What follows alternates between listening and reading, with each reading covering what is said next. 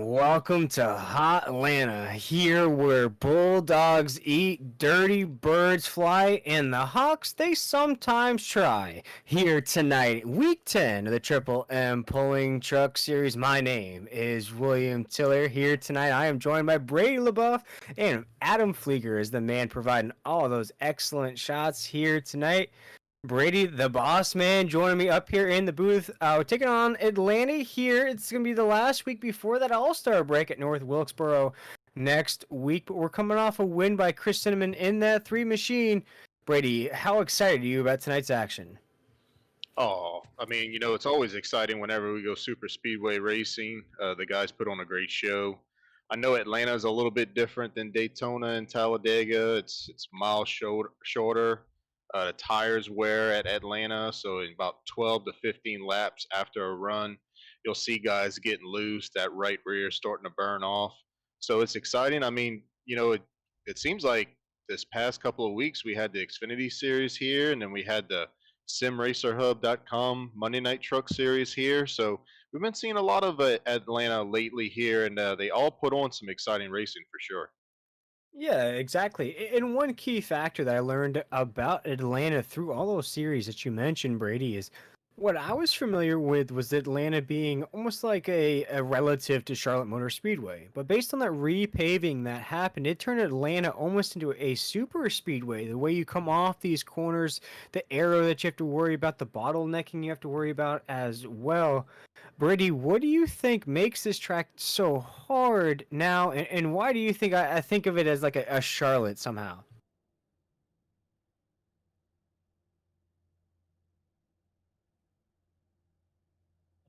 As we watch right now, as the field is right now down pit road. Gonna check out that starting grid here in the NRE Power Systems 200. Right now on the pole position, we have Stephen Light in that 97 machine. Starting second, Chris Blanchard in that 9. Starting third here tonight, we have the 42 of Ed Osborne. Starting fourth here tonight is the 61 of Stephen Gregory. Fifth here tonight is the 23 of Stephen Thomas. Sixth is the 99 of Devin Painter. 16 of Joey Doucette will roll off. Seventh, Eric Zimmerman in the 94. Eighth here tonight, Adam Newbert, the money man in that 4 machine, will roll off. Ninth. And rounding out our top 10 will be Hunter Parsons in that 05 machine. And in the 11th spot, we got Jacob Klinghart for Dip Racing. We got Ron Hunter in the 12th spot. Taylor Peacock's going to start off at 13th. Keith Bradley in the 14th spot. Derek Kilgore, 15th. CJ Fondon in the 16th position. In the 17th spot, Jose Luis Rivera. 18th, Cody Knott. 19th, Chris Cinnamon. 20th, Tyler Dittmer. And then the rest of the field is set. It looks like they didn't take qualifying time, Will, but we got Ted Wade, 21st. Brandon Bullock, 23rd. Robbie Richards, 24th. Dana Shepard, 25th. Dane Hagen in a 26th spot. Trey Pitts is going to be 27th. Jeff Sickles is going to be 28th. Huck Wigginton is going to be 29th. Raul Meza is going to round out in the 30th position. Yeah, right now, as we roll off pit road, we took a look at tonight's format. Here in stage 1, we're going to run 30 laps. Then stage 2 will come to an end on lap 70. That's 30 laps, or 40 laps, excuse me. My math skills aren't so great as I'm behind this microphone instead of behind a calculator. That's 40 laps in between stage 1 and 2. Then tonight's action will end on lap 140. That's 70 laps to the end of tonight's race with 5 drivers for these guys here tonight. Brady, which drivers are you watching out for here as we come around 3 and 4? Well, I got to keep my eye out on Joey Doucette. He's been running top 3. It seems like every week. It's only a matter of time before he gets a win. You can never count out guys like Chris Blanchard, Taylor Peacock, Keith Bradley, Ted Wade's in the field tonight. Some of our good super speedway guys. So any one of those guys. But my pick tonight is Mr. Jacob Klinghart. I think he's due for a win. Here we go as Hot Atlanta Stephen Lake and a 97 machine will kick us off here at Atlanta Motor Speedway down to corner number 1 as we officially begin the NRE Power Systems 200 here on the Nazareth 360 Racing Network. Yeah, and Will, it's going to be interesting to see who's going to back out. I believe that's Chris Blanchard back there already dropping back. You know, some of these guys that don't qualify up front, they don't want to be involved in an early caution. So you'll see guys kind of move their weights to the back, and then you'll see guys coming up front to get those stage points. Yeah, right now, here as we come off corner number 4, Stephen Lake is our race leader. That's exactly what's happening on the racetrack right now. Brady drivers just starting to get comfortable. Stephen Lake will lead us around lap 1 down into corner number 1 right now. Brady, and I think the most difficult aspect of this race, I think, is the exit off of 2. I think drivers are just going to get squeezed right there, as you're already starting to see it now down the backstretch. Yeah, and also off of turn 4, you'll see them get squeezed as they go through the quad oval. They got to hit that mark because remember, you can't make a pass below the the double white line tonight. Usually it's yellow, but it's white tonight. So you'll see some maneuvering as they cut those little curves right there. But as we see that outside lane starting to make some momentum with Stephen Gregory. Yeah, as you see the inside lane just trying to get built up right now as we're down the backstretch, a little bit of a side-by-side battle for second. We have Gregory leading us down to 3 and 4 right now. The top side still trying to get built up just a little bit there, Brady. Only 3 trucks there on the top side. Bottom side still the fast lane as Stephen Lake, though, in the 97 will take us off corner number 4 as our race leader. Yeah, I mean, you don't need many trucks up there, Will. It only takes 3 or 4 as we see another truck coming out on the outside line to help the momentum build up. But those guys will keep it. It's just the fact that these trucks you're wide open right now, but you're not going to be able to stay wide open. The tires are going to wear off in about another 8 laps or so. So it's going to be to see who can keep the momentum building up coming off the corner and stay in the draft. And you got to watch, if somebody gets loose in front of you, gets out the gas, you really can't tell. You don't want to run somebody over in the middle of the corner. No, definitely not. I was going to ride on board with a few drivers here. We're going to ride on board with Stephen Thomas in that 23 machine. There's a courtside view of what's going on in front of him. Those battles ensuing for top 3 positions.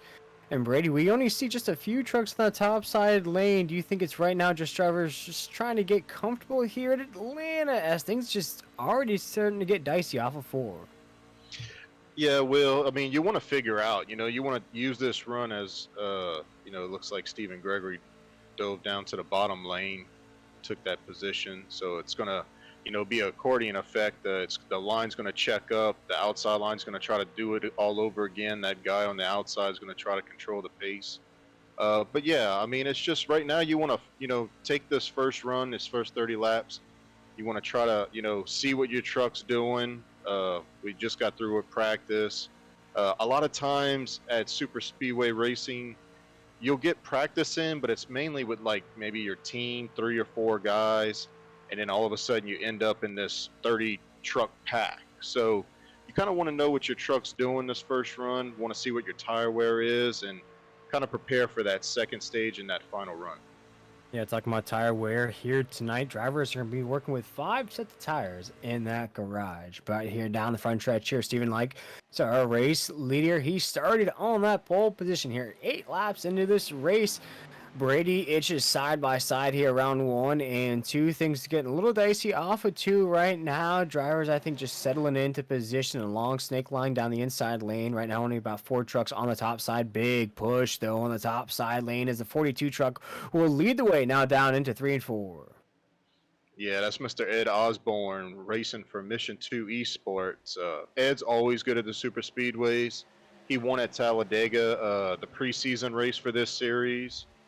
You can always find Ed up front at the super speedway racing. One of the good guys in this type of racing. So that's good to see Ed out here up front early on. Hopefully he can keep it up there. Oh.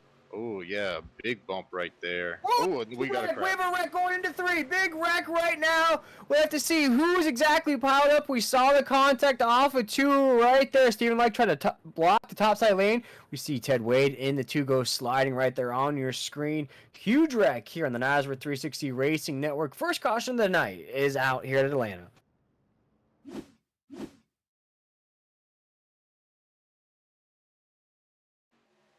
As we check it Yeah, out here, that happened behind the leaders there, Brady. yeah, and it kind of sucks that it's this early on. We're lap 9 coming to 10. But it's a product of this type of racing, Will. It's just a guy will come up to block, it'll create, check up that lane, and when you're third and fourth in line, you Oof. can't really tell the checkup.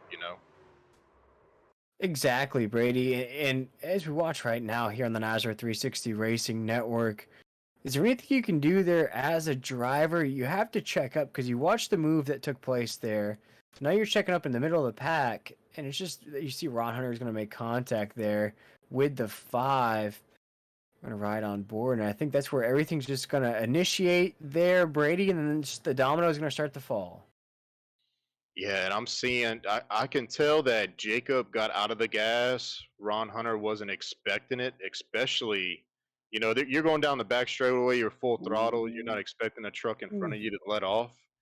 But I tell you what, Death Racing took a pounding in that caution because Jacob Klinghardt got a bunch of damage, and then Jose Luis Rivera hits him, and then Dana Shepard comes and hits Jacob too. So, oh man, it's just that team almost 75% of them got taken out in that caution. Well, Yeah, very disastrous indeed. We saw Ted Wade, our points leader, almost get collected in that there, Brady. We saw him slide just through the middle.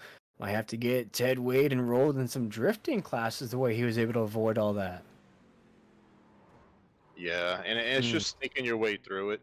That's all you could really do, Will. There's Jose Luis Rivera also going to be tagged up in that. Curious to see how many drivers retire here tonight. Folks, if you're unfamiliar with the formats here across the NASRA leagues that we put on here on the NASRA 360 Racing Network, there are no fast repairs for these drivers, Brady. It's one of my favorite rules of any format that you can put together. What it does, folks, is it makes these drivers race with a little bit more hesitancy, a little bit more caution, so to say, because any damage you have, Brady, it's going to stick on you the rest of the way. Yeah, exactly. And I'm running down pit road right now to catch up. I'm gonna catch up with Jose Luis Rivera. I'm gonna ask him what he saw in that caution. Sounds great. Jose, this is Brady and Will in the booth. You got a copy? Yeah, hello. So tell us a little bit what you saw in that caution and how much damage do you have to your truck? I don't know. I saw a big smoke cloud. I saw a bunch of people scattering. I didn't know exactly where to go. I decided to go topside, and next thing you know, I get a truck full of Jacobs. So, yeah, we're pretty much done for the race. I got about 34 minutes that I need to repair now. Yeah, that's unfortunate. We saw Jacob kind of get out the gas. It looked like a block was made. The outside lane got checked up, and it was just a accordion effect. And Ron wasn't expecting it. Uh, is there anything you could have done maybe were you worried about slamming on your brakes, somebody running you over, or you were just had nowhere to go? Like I said, there was a big smoke cloud. I wasn't really sure exactly where the wreck was gonna go, so I decided to go topside, and it was just the wrong way. All right. Well, 3 of the Depp Racing guys got caught up in that one. yep, that's correct. 75% of you guys. I think the only one that's left is Tyler Dittmer. We'll see what he can do. We'll be cheering him on. All right. Thank you, Jose. No problem.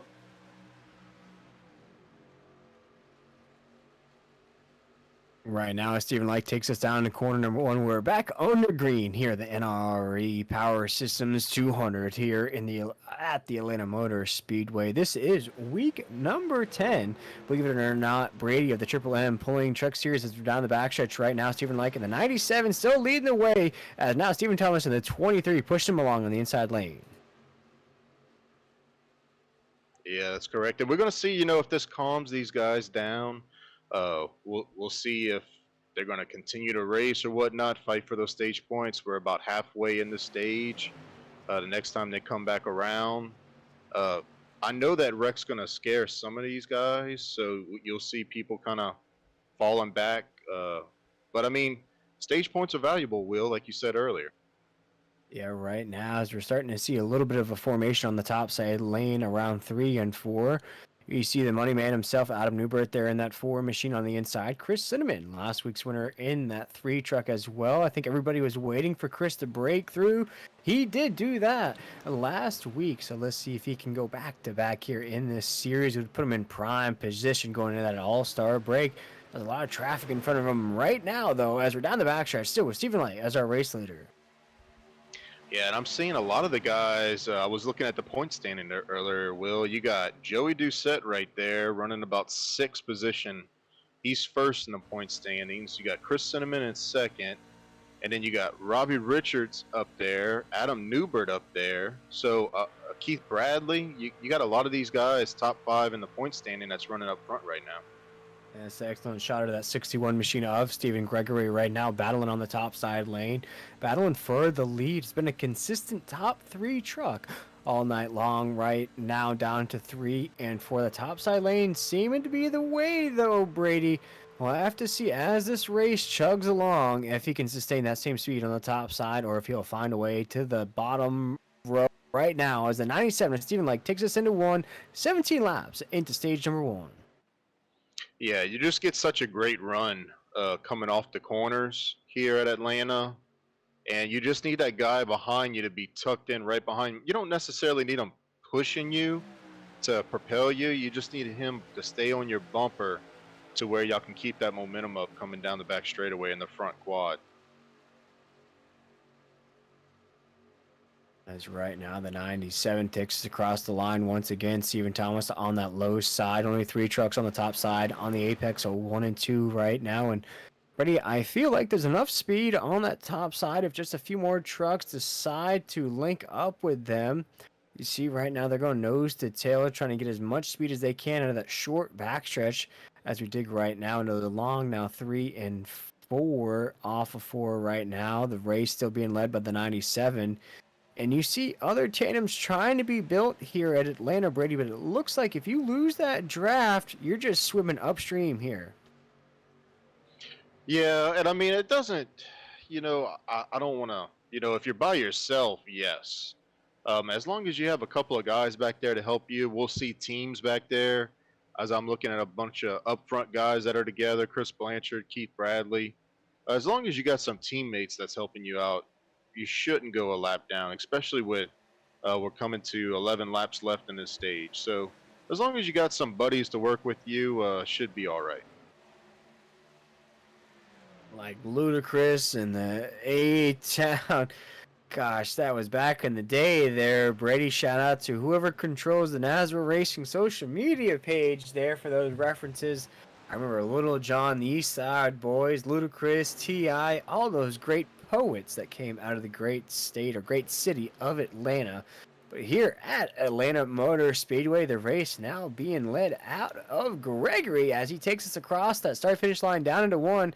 About 10 laps to go here in stage number 1. Yeah, and we just saw in that last corner, we might be able to get a replay of it, maybe not, but Stephen Thomas caught the apron going into the entry of 1, I believe, and he got sideways. The guys did a great job of avoiding him. He ended up on the apron, and he fell back all the way to 14th position. He was running 2nd, so you gotta watch.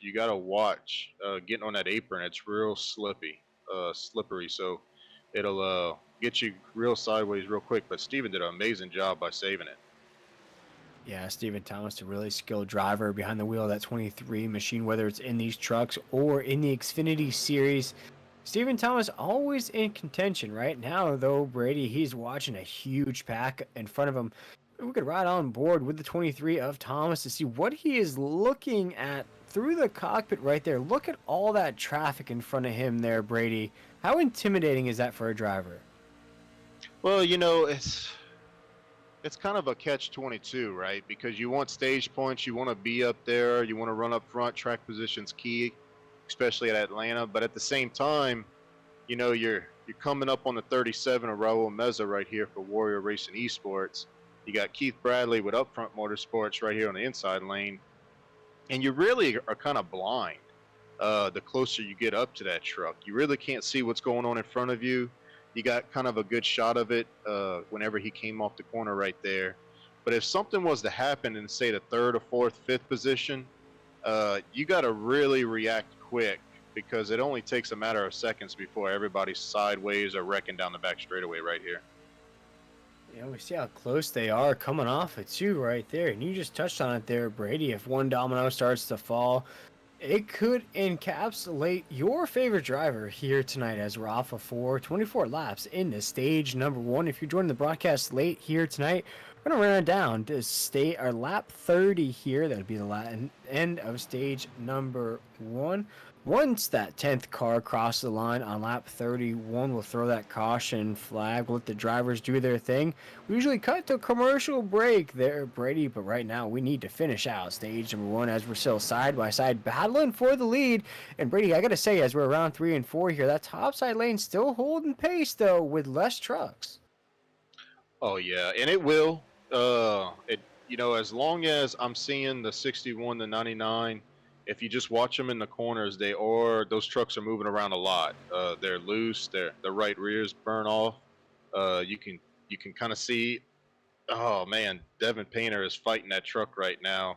If you couldn't tell, but they're doing a great job. You just don't want to lose control of it. But they're doing a great job keeping momentum up. But yeah, I think Stephen Gregory is going to win this stage right here. Yeah, as we chuck out that cockpit point of view, you look at that awesome helmet that Devin Painter is rocking, that 99. That's a Venom inspired helmet there. You can't miss the teeth. Now I gotta ask him if which Venom movie was his favorite. There is now the 99 still battling on top side lane, pushing Gregory. Their big push into 3 sent Gregory almost down the racetrack. Almost made contact with the 97 Stephen Light though, but everything is still moving, still grooving as we cross the line. Make it lap 28 down to corner number 1.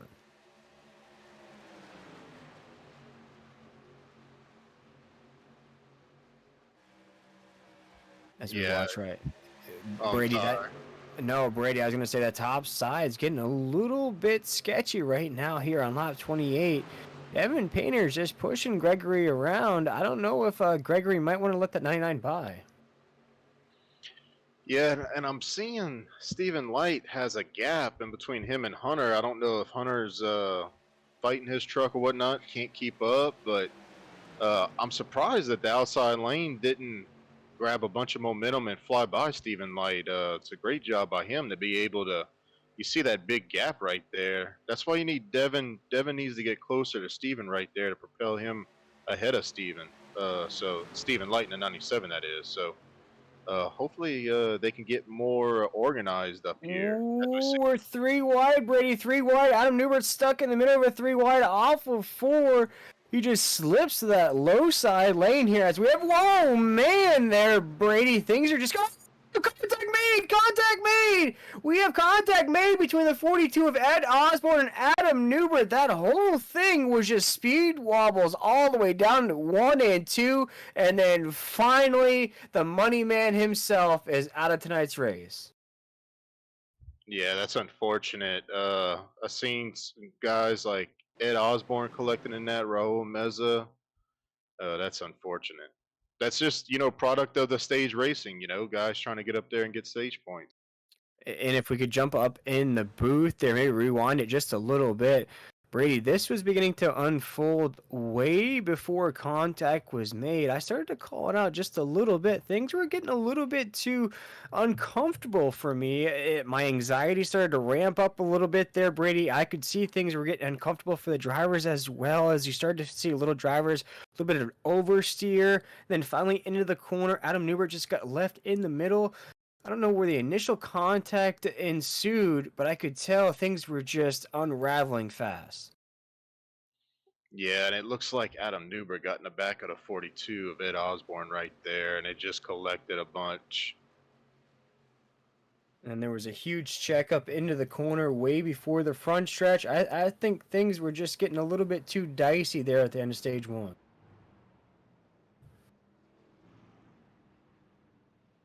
Yeah, and then we'll have to figure out who exactly won the stage here, because they were side by side in the middle of the corner. We're gonna have to figure out whenever the caution came out who was ahead of who. We'll have to check that out as we rev up that replay here in the Nazareth 360 Racing Network. See who indeed won stage number 1. Maybe the 97 of Stephen Like there, or Devin Painter in that 99. But right now, as the drivers are down pit road taking a break, we'll do the same here in the Nazareth 360 Racing Network. We'll be right back for the start of stage number 2 here in the NRE Power Systems 200.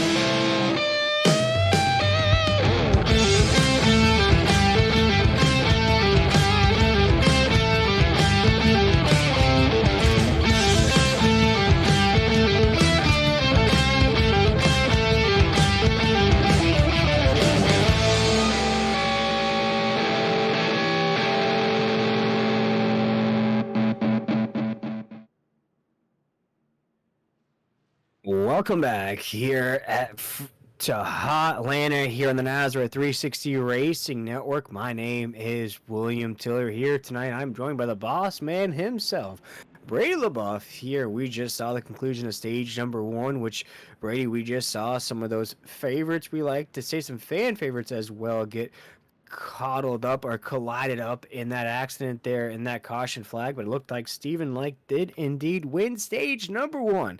As now the pace track pulls off, stage number 2 will kick off here and end at lap 70. But here we go, ladies and gentlemen, once again, green flag is in the air. Stephen Like will take that down in the corner number 1 as the NRE Power Systems 200 kicks off once again.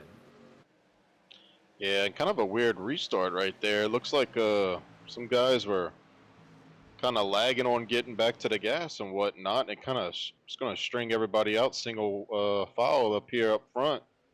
So it's going to be interesting to see, Will, of who gets up here. As you already see, Stephen Gregory going to the outside, him and Hunter Parsons in that 0 pink truck. Yeah, Hunter Parsons there trying to push Gregory along on the top side. Oh, as things just got very, very close there between the 99 and Gregory there on the top side. That's Devin Painter on the low side there. He looks like he is just holding back a stallion here tonight. Brady has a lot of speed underneath the hood of the 99. If he can just get to that open air, though, it doesn't look like he likes being in traffic there down the backstretch. No, not at all. And they're starting to get organized a little bit better here. I'm interested to see if this stage is going to calm down a little bit, Will. We saw 2 cautions, that one at the end was our second caution of the night, kind of ended that stage. If the guys are going to calm down for a little bit since there's still 36 laps to go in this stage, or, if they're going to keep trying to fight and fight for track position up here. I think right now they're fighting for track position. We didn't talk about it much here to start off tonight's broadcast, but the point standings definitely an important aspect of the Triple N Pulling Truck Series. Ted Wade was the points leader heading into tonight's race. Obviously, we saw the issues that 2 Machine had early on. So I think, Brady, that really swings the door open for a lot of these drivers to perform well here tonight, possibly pick up a win and throw their name into the mix here before that All-Star break next weekend. Yeah, actually, Ted's part-time in this series. He's the points leader of the Xfinity series that ran last night at Kansas. which I might add was a fun race to watch if you tuned in and watched it last night. We saw a lot of cautions, but we saw a lot of great racing too last night. Indeed, we did, and I am confused. That was my bad on that one. Joey Doucette is surprisingly the points leader here in this series. He's got 6 top 5s, 8 top 10s, no wins there, Brady. So a very interesting driver there at the top of the points table. Yeah, and as we look right now, Stephen Gregory is all by himself on that outside. That's a lonely feeling right now, Will, because he's been racing up there side by side with Stephen Light. He wants to be up there, but you got to have help. You got to have the draft helping you and whatnot. So we'll see. I think the guys want to ride around, and then now he drops down to make it single file. Oh no! Now he pops out to the outside. So I think most of the guys want to just kind of ride this stage out and then maybe fight for it at the end. Yeah, and you talked about that part-time schedule of another driver in another series. Ted Wade races in this series on a part-time. The other driver that's part-time this year is the 97 of Stephen Light. 6 starts this season, 2 poles, 2 wins, 3 top 5s, 3 top 10s, of course, to go along with those 2 wins. The 97 machine, though, Brady sliding in that points table down to about 11th. Of course, we take the top 16. We move them on to that first round of the playoffs.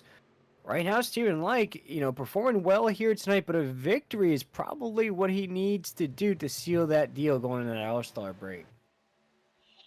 Yeah, you want to, this is week 10 of, there's 25 weeks in the season if you include the Clash, the All-Star race, so, and the dual races. So, we talked about speed weeks carrying that momentum into the season.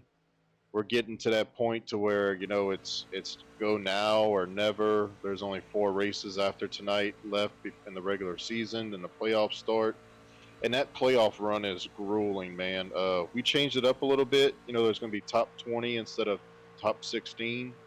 The rounds will be, yeah. So the rounds, instead of the rounds being 16, 12, 8, 4, we changed it to 20, 14, 10, and 6.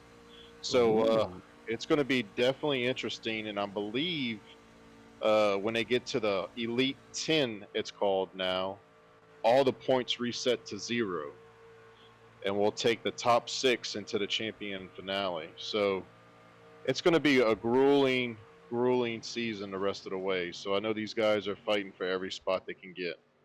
And this is the type of insight that we get from having the boss man himself in the NASCAR 360 Racing Network broadcast booth. And Brady, I'm looking at, of course, that All-Star race at North Wilkesboro, next week, March 31st. After that All-Star break, the drivers get to have a little fun there in a non-points event. We go to Road America there on April the 7th. Very interesting that, of course, these drivers have a little fun. You throw them at a road course right after the All-Star break. Yeah, typically this series will go to 1 road course, maybe 2. I know originally there was 2 on the schedule. I think we might have changed it to 1, and we've never been to Road America, so we're definitely going to go give it a shot. The guys, whenever I put out the schedule, I always tease them a little bit, and then we'll say a road course, and you start seeing guys put out a track. And Road America was by far the most requested road course to go to. So we're going to go give it a shot here in the next couple of weeks. As we're back to the live action on the track right now, Stephen Light still leading the way in the 97 machine. Has Joey Doucette behind him right there. Just misspoke a little while ago. Joey Doucette is the points leader here in the Triple M Pulling Truck Series. There are 46 laps into stage number 2. Stage number 2 will come to an end on lap 70. Watching the battle right now, Robbie Richards trying to hold it down at 48 as we cross the line down to corner number 1. And I'll tell you, Will, you want to know how important stage points are throughout the season? Last week, before the Kentucky race, Joey Doucette was 1 point ahead of Chris Cinnamon. They run Kentucky. Joey Doucette, I believe, finishes 2nd in both stages. Chris Cinnamon finishes 7th in 1 stage. Chris Cinnamon wins the race. Joey Doucette finishes third, and he extends the point lead from 1 point to 18 points. Yeah, big swing indeed. Just shows the importance. Every little point counts here in every stage. And we look right there on the top side. I was going to say, Brady, I haven't seen the animal here come to play just yet. But here comes that 29 machine of Keith Bradley there on the top side. Slowly but surely working his name into the mix as well here tonight.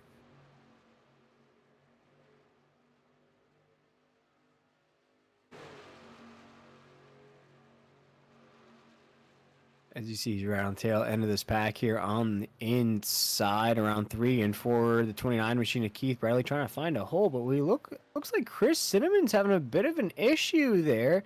Gonna lose pace way off there, Brady. I am curious to see what's happening in that 3. Yeah, he's got a lot of rear damage. It's all crinkled up in the back. He's barely running about 150 miles an hour right now. I'm not sure if something recently happened to him or if he was caught in one of those wrecks early on. We'll have to see if our producer. Yeah, he must have been caught up in one of those wrecks earlier. Must have been there, and that's a bummer for Chris Cinnamon in that 3. Coming off a win last week, Brady. Of course, I was absent for that Friday night race. Brady, the boss man, you were there. What do you remember from last week's event? It was a great show. We only had one caution besides the stage cautions, and it was for a single a truck accident, and he didn't even hit the wall. He just went in the grass. He got tagged from behind, I believe, uh, and went in the grass, saved it, no damage. We went back racing, so a lot of trucks finishing on the lead lap last week. It turned into a fuel mileage race, believe it or not, at Kentucky, and Chris Cinnamon was able to save enough fuel and make a run at it. Stephen Thomas actually dominated that final run. Keith Bradley dominated early on, but he overshot his pit box twice and was caught speeding down pit road. So he pretty much gave that race away. So Joey Doucette was very consistent, led some laps. Justin Lumpkin led some laps. But in the end, it was Chris Cinnamon that became victorious. Yeah, and what we're hearing there is that Chris Cinnamon may have been tagged up with Adam Newbert. We saw Adam Newbert get entangled not too long ago. Didn't seem too crazy for us up here in the broadcast booth, Brady, but it looks like a lot of damage incurred for both drivers. Gregory in the wall. We just saw him lose control of the steering wheel. Hits the topside wall. Hard impact for a top 5 driver here, about 51 laps in. Going to be out of tonight's race after a hard impact on the top side. Yeah, and like I said earlier on in the broadcast, Will, that's just part of it here. 1 minute you're going in 1 and 2, and the truck feels fine, and next corner in 3 and 4, it just breaks sideways, and you can see right here. I can tell Stephen Gregory gets loose, tries to save it, and it just jerks him to where he can't handle it. Oh man, there is absolutely no saving that truck. Once you feel that G-force essentially take your momentum to the left, it's Newton's law of motion there, Brady. Once that wheel swings to the left, it is gonna just jerk you to the right as hard as it can, and that's what happens to Gregory right here. You see he's gonna turn to the right, left, and then wham, right into the wall. There was no saving that truck. Yeah, and I'd like to get a shot, if we could, from the producer on riding on board with Hunter. Get on board with Hunter, and that's what's the worst part about it, is you're following this guy, and you don't have enough time to slow your truck down and get around this guy, and you'll see how fast it just happens, and next thing you know, you're involved in it. Yeah, and for Parsons as well, was also a top 5 driver here tonight. So now a couple cautions in a row, Brady. We've seen some favorites, the first half of tonight's race now out of tonight's race completely. I think it's going to really open the door for maybe some surprise drivers, including maybe this 99 at Devin Painter, who seems to be just having the keys to maybe a Lamborghini or a Ferrari here tonight, all over the racetrack, just itching to get into open air.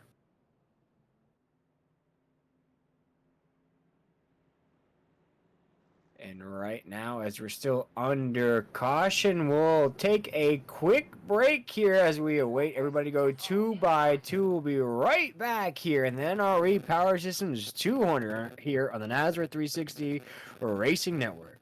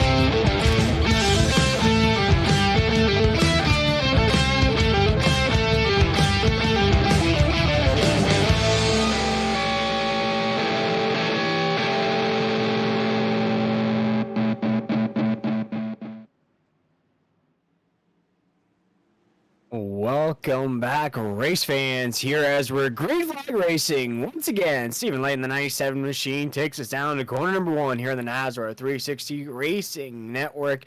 Here as we're watching the conclusion of the NRE Power Systems 200. We have just about 70 laps to go here. Brady LaBeouf, that 97 has been the strongest truck here so far. It looks like having some issues though, as Joey Doucette goes to the top side here on 3 and 4. Yeah, Joey Doucette's going to work with Devin Painter. They actually run an alliance, I believe, and I believe that's Keith Bradley on the top too, up front Motorsports. Excuse me. Joey wants to get out in front. He wants to get the stage win. That's a playoff point because you could be winning the regular season championship, but if you don't have a lot of wins or stage wins and playoff points, that plays a big role in reseeding once the playoffs start. Yeah, right now, Joey just sit on the top side. Stephen Lake on the low side. We're counting down the laps here in stage number 2. Fighting it down here. Stephen Lake wants to sweep the stages. What a big point say that would be for the 97, though. Things, though, starting to get a little bit more dicey on the racetrack, though. Brady's seen a little bit more cautions fly right now as we're off of 2. The 97 machine has tried out both lines here tonight, feeling as though the low side's the most comfortable for him, though, as though Brady, as you've seen that wave kind of shift to the top side, you see less trucks now on the low side, more trucks on the top side. Yeah, absolutely. And I think it's kind of I really can't speak for the guys because I'm not racing with them, but I don't know if they're trying to calm the race down a little bit. We're not even halfway yet in this thing, so I don't know if they're just trying to keep it calm. As I see Stephen Thomas right there keeping a gap, a couple of guys. It looks like they're just kind of hanging back. I think that's Dane Hagen right there in the 39 truck for Warrior Racing Esports. It looks like they're just trying to calm the race down a little bit.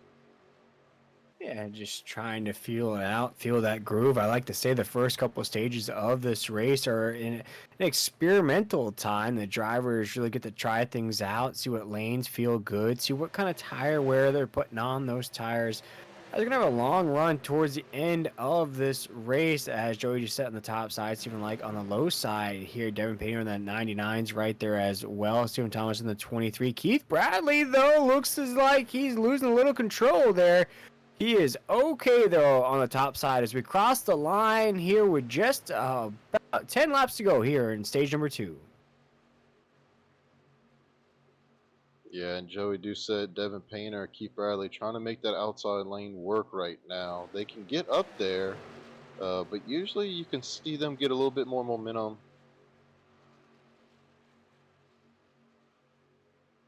Yeah, trying to build that momentum on the top side. Joey just sets the lead in the charge of the 99 Devin Painter there. I spoke about not too long ago, the 99 just trying to find his window of opportunity to get in that clean air. Just keeps just constantly getting bogged down there as a low side still being led by the 97 and Steven alike leading us around 1 and 2 right there. Joey just trying to find a partner. The 99 doesn't want to seem to play with anybody there on the top side. Yeah, and Joey Doucette's doing a great job right there of slowing Stephen Light down. He gets on his right quarter panel right there, brings him back to him, and then he tries to get that momentum off the corner to get in front of him. So he just needs Devin to be a little bit closer to him, stay closer, maybe drag the brake a little bit, uh, not get off of him so much whenever they're coming out of the corner. See how he needs to kind of close up right there. Yes, things are very tight down the backstretch right now. Steven Lake's trying to sweep the stages. It's been very tight, I'd have to say, Brady, within maybe the top 8. Top 8 has been airtight as they're coming up on lap traffic right now. That's Raul Mez on the inside. Wisely heads down pit road there, gets out of the way of this moving freight train we have of drivers down to corner number 1.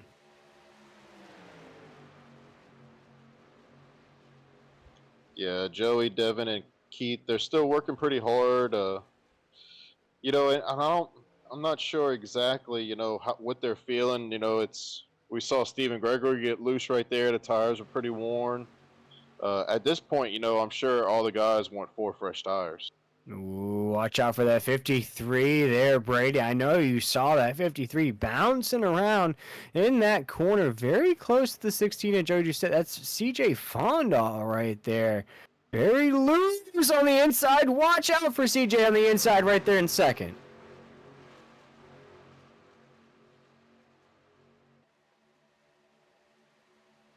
Ooh, as he comes into the corner with that tail wiggling, Brady, that truck, I think, is getting away from CJ as he's trying to control it around 3 and 4.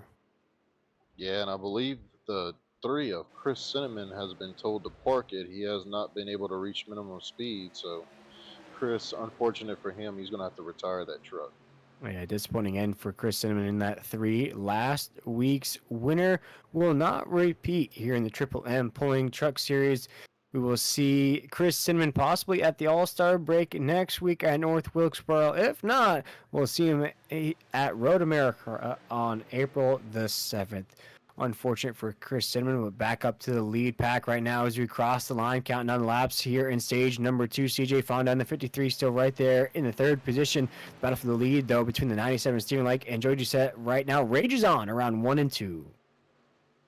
Yeah, and Joey continues to work. I know it would be nice because he sees Steven running on the bottom, and it would be nice if he could get Devin to push him forward and then maybe get in front of Steven so that he can control this race. I'm not sure if he wants to be on the top. He might be wanting to get to that bottom lane. This is going to be a great opportunity for him. He should. Looks like he barely got hit up, and there he goes. He goes to the bottom. That's a great move for Joey right there. Yeah, Devin Painter catapults the 16 and Joey just set to the low side. Now going to be in front of the 97 Steven Lake. Steven Lake's going to try to block the 99. Devin Painter does exactly that. Now going to ride the momentum of the 99 down to 3 and 4. Again, side by side. The 16, the 97, the 16 doesn't like that air coming from the side of the 97. Goes very close here off of 4. Looks like Joey Doucette might lead a lap. No, Steven Lake will lead that lap once again as we're side by side. Steven Lake goes to the inside. He gets the position back. What a move from the 97 off of 2. Yeah, and I thought we would see a lot more of that tonight. Obviously, we had a lot of wrecks in the beginning. But that's how you're going to get out in front and pretty much stay out in front is getting up on that outside line and then coming back down on the inside lane and bogging that lane down. It looks like Ed Osborne in that 42 machines down pit road. Ed started off this race with a lot of encouragement, a lot of momentum. Unfortunately, not going to be the race for that 42 machine. But right now, we got one lap to go here in stage number 2. Stephen Light trying to sweep the stages, trying to block both lanes. Down to 3 and 4. There goes Devin Pater in the 99, though, on the top side lane. We have a drag race round 3 and 4 right now. Big push, though, from Joey Doucette in the 16, pushing the 97 along. Awful 4 right now. Stephen Light will take us to the line and win stage number 2 here at the NRE Power Systems 200 and get out those brooms and dustpans because he sweeps the stages here at Atlanta. Yeah, and we'll have to, watch to see if these are the guys running in the top 10 right now. If track position is how important it is to see if they're going to be running in the same spots at the end of this final stage. Yeah, right now that was the end of stage number 2. We look at that finishing order. Stephen Like wins stage number 2. Joey Doucette second. Devin Penner in the 99 third. Keith Bradley fourth. CJ Fonda finishes fifth. Chris Blanchard sixth. Ted Wade seventh, making a comeback on that 2 machine. Stephen Thomas in the 23 finishes eighth. Derek Kilgore ninth, and Brandon Bullock finishes 10th in stage number 2. Right now, Brady, we have a break in the action. I think it might be time to catch up with our the cleaner here tonight, sir, to say. A guy who has now swept both stages here at Atlanta. See if we can't catch up with Stephen Like, see if it's possible to maybe catch up with him real quick here for an interview. I don't think he is available to catch up with on the radio there, that 97 machine, as we watch these drivers head down pit road. Brady, how important is this pit stop going to be with about 70 laps to go? I don't think it's as important as the next one. If this race goes green and they have to make green flag pit stops, that's going to be the money stop. I mean, obviously, right here, it's under caution. You don't want to give up any spots. If Joey Doucette came in second, you want to leave second, or even maybe leapfrog Stephen Light here and get first. But that last pit stop in this next stage, whether it's green flag or caution, that's going to be the money stop.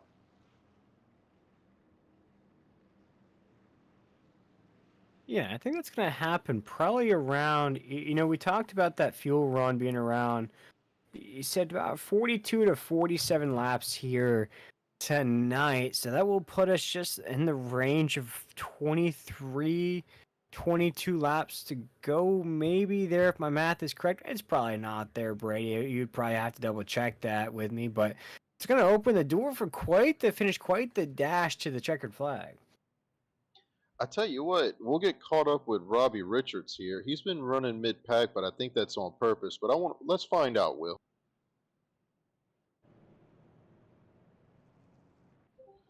Hey, Robbie, this is Will and Brady in the booth. You got a copy? Yes, sir. So tell us a little bit about the race so far. We see you running mid-pack. Is that by design? You trying to stay out of trouble? Tell us what's going on. Yeah, me and Trey we're just wanting to get to the end of it. We know we didn't get no stage points, but we just want to stay out of the chaos. When something happens here, it always collects multiple cars, and if you're in the middle of it, you're going to probably be in it. So the best way to stay out of it is not be in it.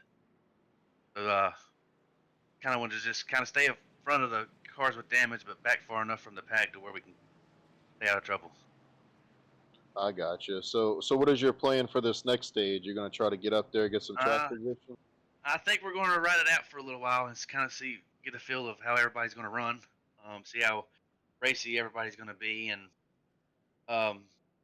probably after the last pit stop, probably kind of when we start make our charge. Well, good deal. Well, thank you for coming in the booth and talking to us, and good luck to you the rest of the way. Yes, sir. Thank you.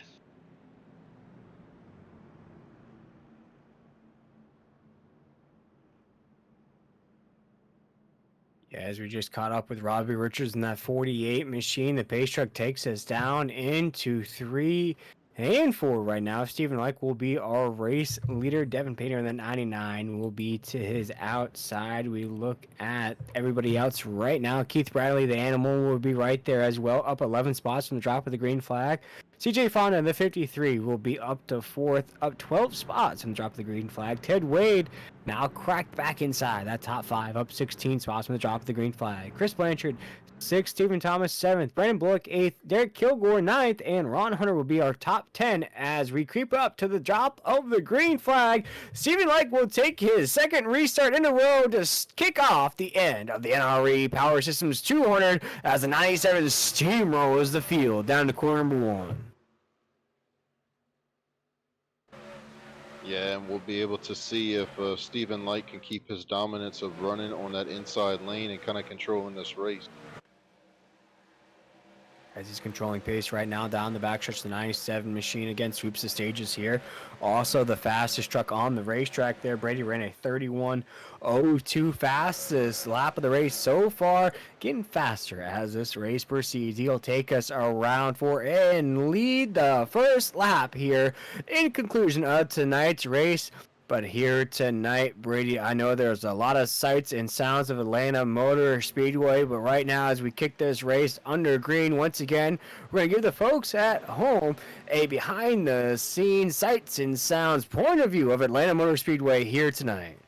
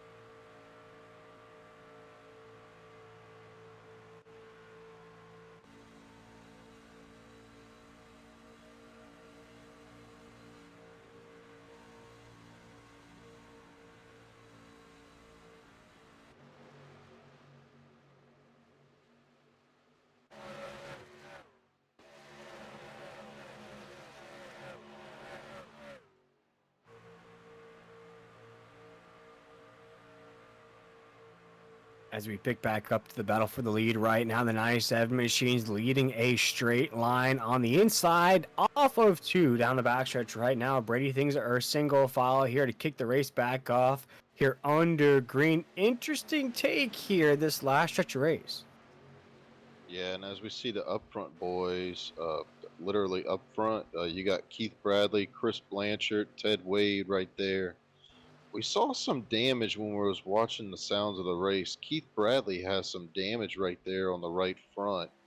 That's probably hinder him from running, being the leader in front of the line. So he's probably wanting to stay tucked in right there behind Steven so that he can keep that draft. But I think what he wants is Chris Blanchard to get up front.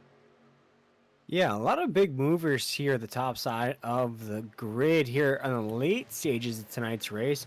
Some of these drivers we didn't even see at all here. We look at Keith Bradley, you just mentioned the 29 machine, up 12 spots on the drop of the green flag. We look at Ted Wade, the 2 machine. We saw the early issues of the 2, went all the way back, worked his way back up through the field, up 17 spots from the drop of the green flag.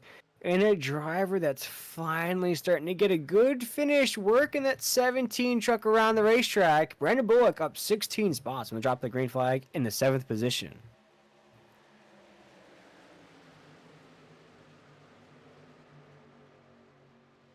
As right now things are very calm, cool, and collected to the top side of the grid. Single file there on the low side lane. No drivers there on the top side on those fresh tires that we just got last time down pit road.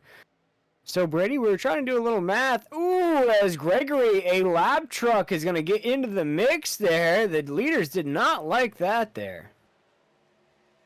No, not at all. And he pulls down to the apron to get out the way. But yeah, it's hard right here at Atlanta with lap traffic for sure. There's not that much room. It's very narrow. You can go four wide at Talladega, but you definitely can't do it here at Atlanta. Can't do it here, but it has the feel of a super speedway race. It's the excitement as well that Atlanta Motor Speedway provides, and excellent city to have a race in Atlanta there, especially a lot of things to do. As we have a little bit of a squeeze happening there further down the grid, some of these drivers, Chris Cinnamon there, back out on the racetrack. Gonna try to finish it out, maybe squeeze some points out of tonight's race, but it looks like we were just single file all the way down the grid. Yeah, everybody's getting ready for the money stop right here, Will. I believe, let's see, we went back to green. We're probably about 10 laps into this run. So I believe everybody's going to try to get to that 100, 105 mark, maybe. And so you figure it about 15, 20 laps away from green flag pit stops. And then once they make those pit stops, then you'll see them get back to double file. I like to call it the Yahtzee shuffle of the race. So a lot of drivers head down pit road under green and just be a little bit of a reshuffle, a wave, if you will. Like I say, it's like waves 1, 2, and 3. You'll see those early pitters there, the matinee eaters, if you will. You'll have that second wave, which more than likely will consist of that lead pack. You have that third wave, a couple drivers that may have pushed the envelope and wanted to lead a few laps out there. They'll pit there in that third wave, but we have a long way to go before that even ensues right now. But we're still single file down the backstretch here in the NRE Power Systems 200.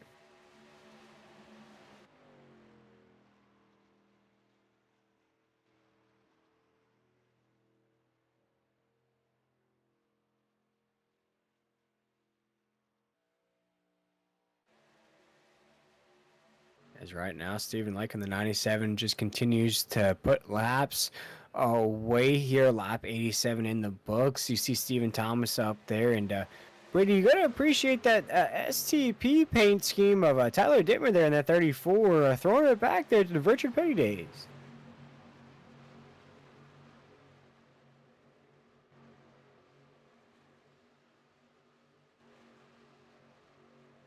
And we'll see right now, Tyler Dermer in that 34 machine, a broadcaster here, the Nazareth 360 Racing Network, running a pretty clean race here tonight. Just exactly the pace you want to run. There's Hunter Parsons as well. It had an issue just not too long ago, just trying to recover from that here. 88 laps into this race, but now Keith Bradley in the animal trying to eat on the top side here, getting pushed by Chris Blanchard in the 9. Ted Wade's in the mix again as well. That 2 machine has worked his way all the way back up into the podium position right now as we have a side-by-side battle for second raging on between Stephen Lake in the 97, Chris Blanchard in the 9. All of this ensues as Keith Bradley in the 29, our new race leader, takes us down the backstretch into 3.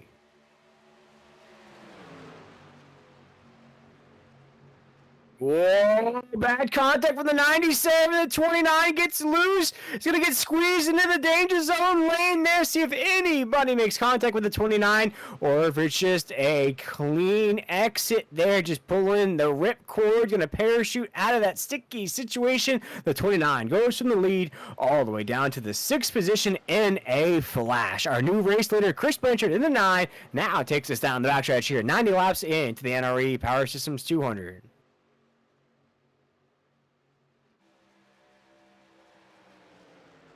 As these drivers are beginning to realize this race is starting to tick down, the laps are getting lower and lower. You're starting to calculate when you're going to head down pit road for that last pit stop. Things are single file once again.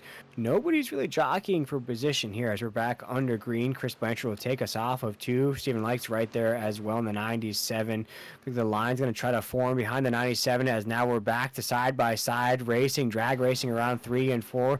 The 97 went. Looks like he had a taker. That was CJ Fonda. Went with him. Ted Wade in the 2 went with Blanchard on the inside. Oh my goodness, as we almost had a wreck on the front stretch here.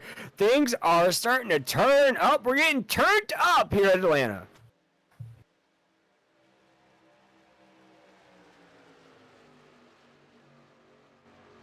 As we come up on a lap truck there on the top side, see how the field deals with that. They deal with it nice and fresh and so clean on the top side there. Shout out to Atlanta's own Outcast there for that wonderful gem of a song.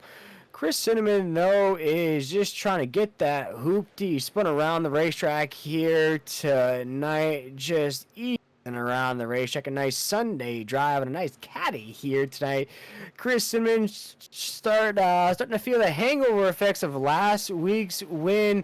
Starting to just enjoy the scenery that is Atlanta Motor Speedway. But here, as we creep up towards that century mark, Chris Blanchard in the 9, trying to continue that momentum he's having, trying to get that mojo back, if you will. Coming off of 4 right now, side by side battle for second ensues. This is 97. And Steven Lake's trying to ride that momentum back up to the top side as we're into 1.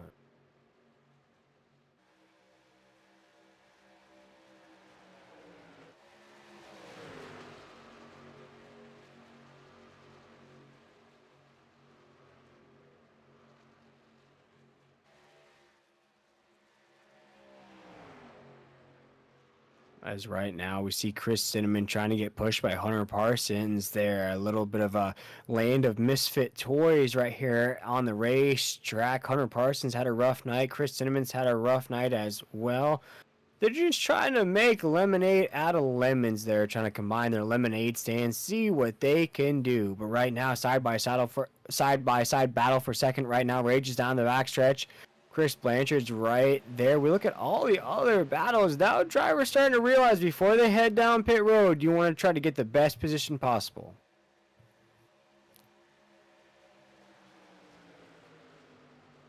As now Ted Wade pushes the 9 across the line right now, down into 1 and 2, side by side for 1, 2, 3, and 4 right now. 2 by 2 racing all around. 2, Stephen Lakes getting pushed by the 99 of Devin Painter. The 99 seems to just calm down just a little bit here.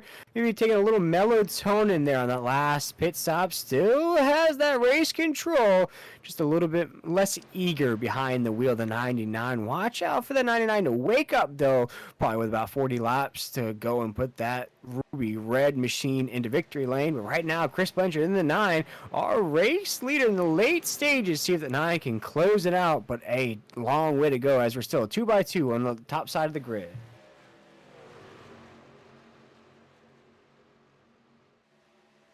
We have a few drivers pulling out of line there down the backstretch. Things, though, still heating up on the top side of the grid. As we're around 4, we have just about a few laps to go before we get to that century mark. As it looks like we have a battle for a second right there, raging on between Stephen Lake and Ted Wade in the 2. Chris Blanchard, though, is going to see all this in his rear view mirror. To go ahead and do your thing, guys. I'll hold it down here in the penthouse. Y'all battle it out for the first runner-up. I'll take the bag home here tonight. Chris Blanchard, though, has to get that green flag pit stop out of the way. Make sure you calculate it just right with enough speed to where you can beat some of these other drivers off that pit road. But here, 99 laps in, still Chris Blanchard leading the way down to 1.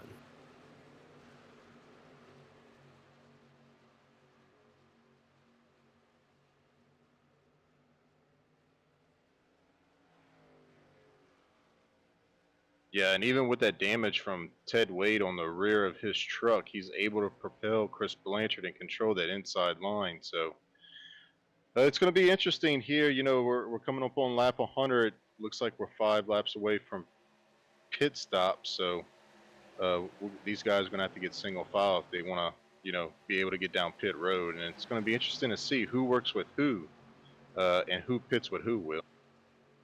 Interesting to see, indeed. This is not a race that's been fanned out. No separation at the top side of this grid. I know, Brady, we've watched a few races where, you know, the leaders tend to be a little bit fanned out. They can strategize amongst themselves when to head down pit road.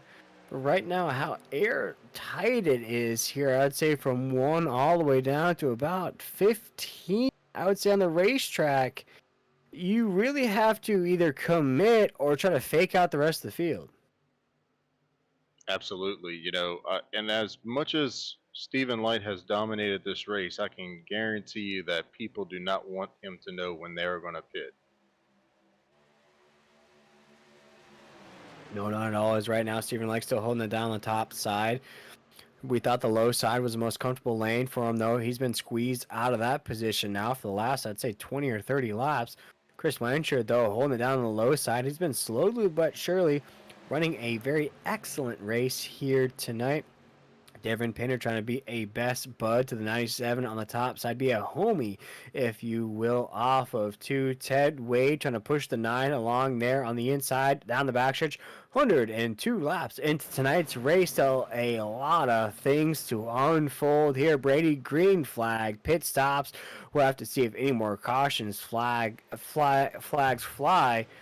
It's been one of those there where we had a few cautions that rained down and then things just calmed down. Things just got very mellow on the racetrack. Absolutely, and a little bit of a gap in between Wade Thomas right there.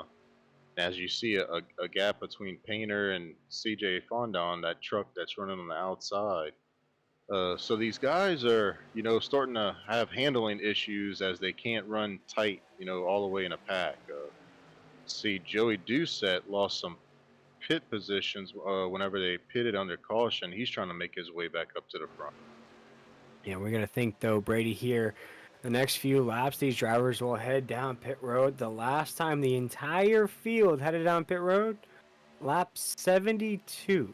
So just around that marker that we were looking at here. So the drivers have to be pushing up against that wall, that pit window, if you will. And I have to say, probably around the next 5 or 6 laps, we'll start to see those waves start to come down pit road. As the lap times are getting slower on the racetrack, the tires are getting a little bit more slippery here. Watch out, Brady, as we creep up towards that pit window if a caution flag flies.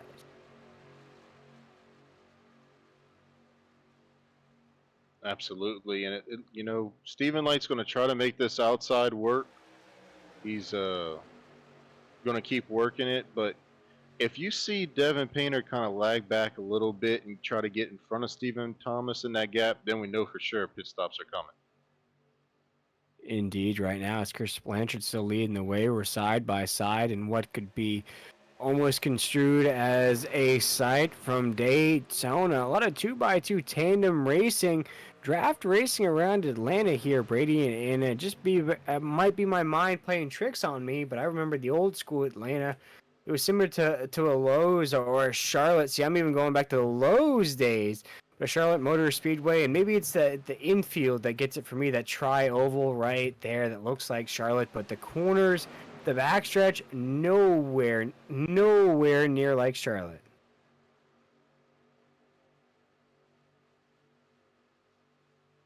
Stephen Thomas is going to pull off right now. It looks like he might be heading down pit road. No, just didn't like it right there in that pack. You see that a lot there.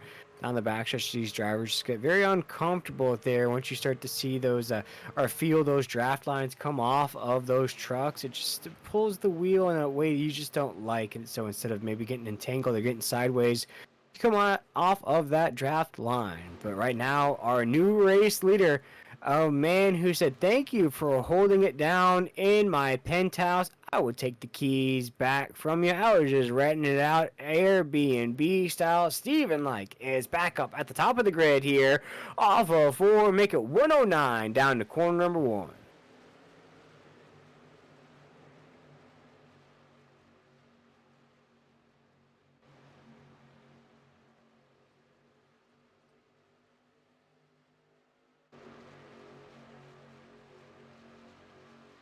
We're single file there. Looks like Keith Bradley is the truck that's starting to dip his toes into that cold water. All these drivers, though, looks like they're solid on the low side lane, which indicates to me that pit stops are coming soon. Right now, as the 97 continues to lead the field around, I think these pit stops will be the major factor in the results of tonight's race, how airtight it's been.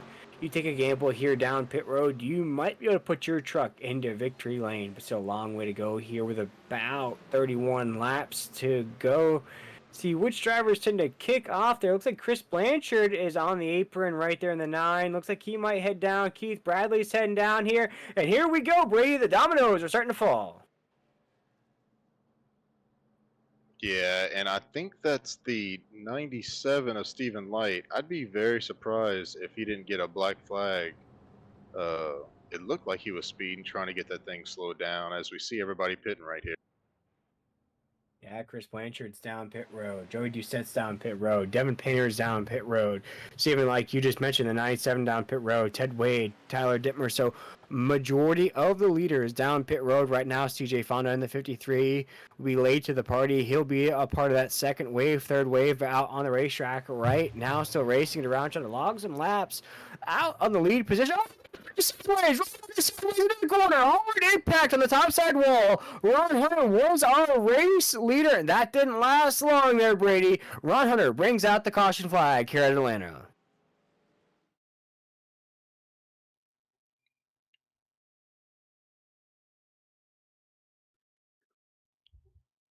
Yeah, and it looks like I can't tell if that's the looks like the number 11 of Derek Kilgore. Maybe they might have made contact, maybe, or maybe Ron Hunter was loose right there, Will. But oh man, Ron was running a great race, and we'll see right here if they do. That is the 11 of Derek Kilgore. See how he gets off the gas right there. So and Derek, yeah, Ooh. just some contact right there. That's unfortunate. Yeah, there's definitely contact there between 11 and Derek Kilgore. The 30 of Ron Hunter here. This was the third wave of drivers there. They're trying to stay out, log some laps, probably in that lead position for Ron Hunter in the 30. Doing pretty good for the 30 machine. I'd say a tail end of the pack driver right now. I'd say consistently getting better, Brady, throughout the finishes here tonight. Doesn't look like a lot of damage to that 30. Going to head down pit road anyhow, to have to say. So maybe still some potential for a good finish for that 30 tonight. And that is really going to, change the outcome of this race right now. You got a bunch of guys that got caught a lap down on pit road. Some that's going to be in the back of the pack. Some guys are going to gain some track position from this. So we'll see some new players up here, most likely after these pit stops are over. Indeed, and just how the Atlanta Braves flipped their fortunes around. They brought in some new players onto their team, and wouldn't you know it, they ended up winning the World Series. So let's see here tonight, Brady, if these new players that are now into the mix. You look at Dan Hagan in the 39. He is definitely new to the party here at the top of the grid. Rob Richards, you just spoke to him a little while ago. He's up there. Pitts is up there in the fourth position. CJ Fonda is up there as well. He's been up there all night, though. Huck Whittington in the 00, he's up there. Keith Bradley, 29, he's been up there all night. Chris Blanchard, that 9, we saw him leading the race a little while ago. Tyler Dittmer in the 34, top 10. And Devin Painter in the 99 will round out our top 10 right now. Joey Doucette's outside of the top 10 here, Brady, on this restart. Going to be pretty hard for that 16 to work through traffic. Yeah, and a big story right now is that number 97, Stephen Light, was caught speeding down pit road and had to sit in his pit stall, and he is in the 16th position, one lap down. That is very unfortunate. But here, as we're still under caution, we're going to step aside for a very short break. We'll be right back for the drop of the green flag here in the NRE Power Systems 200 here in the Nazareth 360 Racing Network.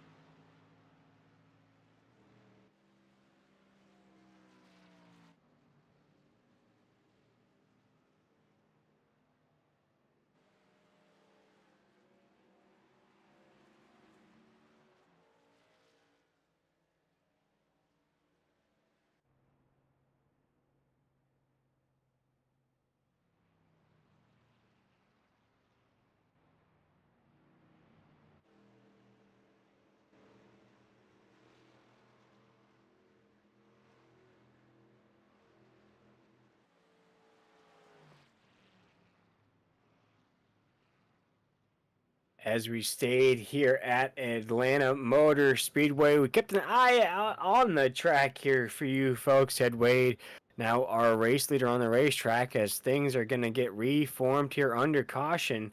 And Brady, as we're starting to count down the laps here, this race is flying by for us here up in the booth. What are some of the things that are standing out for you here up to this point, and how do you see this race playing out? Oh man, I think it's going to be wild. I know there's a issue with iRacing and getting the guys set back up. We had some guys on the tail end of the lead lap that was out in front of the leaders during those pit stops, so it's kind of a little awkward moment right here. But TJ's trying to get it fixed up. But yeah, I think it's going to be exciting. I don't think we're done with cautions though, Will. I think we'll see at least one or two more. It just has the feeling that this race will go to green, white checkers. Yeah, I have to agree with you there, Brady. These drivers just seeming to not like Atlanta too much, and I just think it's the aero these trucks provide. I think coming off of two, we've seen some issues down the backstretch as well. We've seen how the tire wear comes into a factor as well, Brady. Towards the end of those runs, these trucks tend to bounce a little bit more on this racetrack. The tails start to slide a little bit more on the entry. When you start to let off, that tail end starting to slide now later on the run. So watch out for that here as we close out the race. The tire wear, if it becomes to a factor, I know we just headed down pit road there, but watch out for that. But right now, it looks like the money man himself, Adam Newbert's going to be out of this race. Raul Meza, a lot of disappointing runs for a lot of drivers here tonight. But it looks like to me, looking at the grid, a few names, as you mentioned, a few surprise names now in the mix. Yeah, I mean, Dane Hagen sticks out to me. Trey Pitt sticks out to me. Dane's having a heck of a season. I mean, he was due to have run consistent, so uh, it's good to see him up front. Yeah, and our entire top six, you were just talking about that, Brady. Entire top six, with the exception of CJ Fonda, who's up 11 spots from the drop of the green flag, are up 20 plus spots from their starting positions. You look at Huck Whittington, up 22 spots in sixth. Trey Pitts up 23 spots in fourth. Robbie Richards up 21 spots in third. Dan Hagen up 24 spots. And Ted Wade, our race leader, up 20 spots from the drop of the green flag. And ladies and gentlemen, they have fresher equipment than the rest of the field. So fast throughout tonight's race, now even faster creeping up towards the end of this race.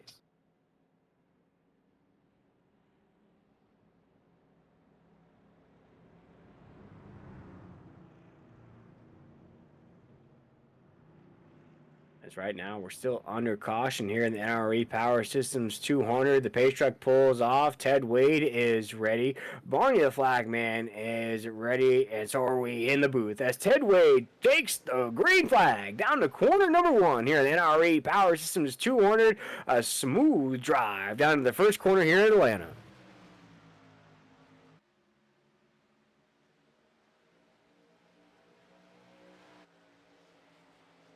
Kind of an odd restart for the field right now as we're very fanned out already down the backstretch. Ted Wade already starting to feel some heat to his inside into the entry of three. We're side by side for the race lead already here. Not even one lap under green. That was quick for Ted Wade. He gives up the lead right now to Dan Hagen. The 39 machine takes us across the line. First lap under green here with 22 laps to go. Dan Hagen leading the way into one.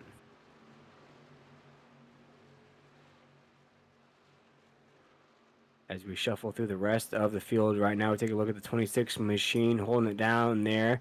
There's some other names throughout tonight's grid as we're single file at the top side of the grid. Keith Bradley, the animal, is going to be the caboose of this train. Chris Blanchard's right there as well. Tyler Dittmer at the very end of that snake line. Joey Doucette in the 16s there. Devin Painter's there as well in the 99. CJ Fonda on the 53 is a little bit further up this this lead pack. Ted Wade still trying to hold on with that rear end damage there. Now on the top side lane has Keith Bradley pushing him along here with 21 laps to go. Down the backstretch, we have Dan Hagen leading the way into 3. Yeah, we have a new player up there, Robbie Richardson, that 48 NRE Power Systems machine. He's got his teammate Trey Pitts behind him. So look for those guys with Mission 1 Esports to work together and possibly still a win here. Yeah, possibly steal a win for a lot of these drivers now battling out for the win. I don't think a lot of these drivers here at the top side of this grid have any wins on this season. We'll have to go back and look at the stats there. Maybe the 29 of Keith Bradley has a win this season. We'll have to go and look. But right now, all these drivers are very hungry at the top side of the grid. As mentioned, they have worked through the field, gaining 20-plus positions. A lot of these drivers here, if not at least 10 to 15 spots each. But right now, the spot that they want to take is that lead position with 19 laps to go. A lot on the line tonight. These drivers are trying to make some cash money on a Friday night as we're off of 2 side by side for the race lead with 19 laps to go into 3. Yeah, I believe Keith Bradley won the Clash early on in the year. Will I know Ted Wade won at New Hampshire a couple of weeks back. Robbie Richards, I believe, has a win in this series. So a couple of players up here. I see Tyler Dittmer in that throwback scheme. He's going to be hungry for a victory. He usually has a win every season in this series. So a bunch of hungry guys up there, that's for sure. Yeah, we have to see which line maintains the speed here with 18 laps to go. We just saw a checkup down the backstretch there from both lanes, and that's the one thing that scares me the most. Their shout out, I forgot which country song that's from there, Brady, but what scares me the most about that situation, if one truck tends to check up, it might not be the top side of the grid that's affected by it. It might be a few trucks down the line that doesn't see the checkup occur, and that causes that yellow flag to fly, and then we're under caution. And that might be the reason why that green-white checkered situation might occur there, Brady, as the 29 is pushing Ted Wade along on the top side lane. He's going to inch that nose just a little bit there, trying to lead this line to that. Yep, Ted Wade leads us around into 1 right now, Brady, so watch out for that checkup. Yeah, teammates up front Motorsports working together. Like I said earlier, Keith has damage on his hood. So I think it's going to be hard for him to try to get in front of Ted. It's going to create a balloon effect, and create drag and slow that line down. But Dane Hagen, man, he finds. Oh yeah, you see Ted Wade push up right there. Give a shout out to Dane Hagen, man. I believe he's never won in this series, leading 15 laps to go here. It would make a big statement for him to get this win right here at this super speedway. And Brady, I would have to say he is in prime position to do so. Shout out to Deion Sanders right there. Played for those Dirty Birds back in the day. Also the Atlanta Braves. Dan Hagen, if he can hold it down there on the inside lane, just try to block both lanes. Doesn't have to get too aggressive with it. Really, with 14 laps to go, Brady, he is exactly where he needs to be. Absolutely. And, if you're Dane, you're the double You just chill. white line. Yeah, the double white line is your best friend. Nobody can pass you on the inside, so just ride that line. Hopefully, Robbie will continue to push you, kind of utilize it to where you keep Ted and Robbie side by side, and you're just going to coast with 13 laps to go here. And Brady, one thing to mention too, we've seen how long it takes for the momentum to build on the top side. It'll come, that momentum will build. You'll start to see that push happen on the top side lane. You'll see that top side try to inch in front of that 39 machine. But it takes, I would say, at least 2 laps. And here it comes right now. Ted Wade on the outside trying to get a big push from the top side lane. Big momentum right now. Dane Hagen starting to slip, though, from the top side, trying to block it. Keith Bradley, 29. Very tight right now down the front stretch. Oh, my goodness there, Brady. I think my heart just fell out of my chest as things were very tight off of 4. Yeah, that was a very close call right there. And Ted Wade's going to come down to the bottom line right there. Oh, Whoa! Contact! Right there, Dan Hagen's gonna push Ted Wade into two. That was not a bunt draft. That was clear contact. Luckily, both drivers hung on right there as Ted Wade's gonna lead the inside lane off of 4. Keith Bradley, the animal, still leading the top side with Devin Painter in the 99. He is a mosquito. He just won't go away here in tonight's race. Watch out for that 99 here with 11 laps to go.